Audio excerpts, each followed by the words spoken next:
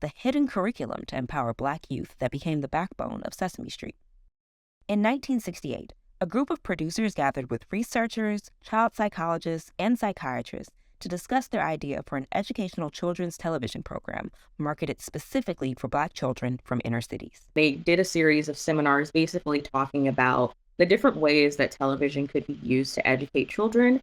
And one of the most prolific of that group was Dr. Chester Pierce. He talked a lot about not only the educational purposes of the show and getting children of color ready for school on the same level as their white counterparts, but he also talked about something which was called a hidden curriculum for Sesame Street that they wanted to infuse within the actual curriculum. He thought that Sesame Street could be a really good example to counteract a lot of the microaggressions that Black children were experiencing via television, whether that was negative stereotypes, flat out aggressions, and he was actually the person who coined the term microaggression. So he and other Black collaborators got together and made this hidden curriculum, basically wanting to pump out positive Black images for the Black children who are watching it. And Black children were the target market. More specifically, 4-year-old Black children were the target audience. The team of Black researchers essentially opened the door for the idea of combining curriculum and production within children's educational programming.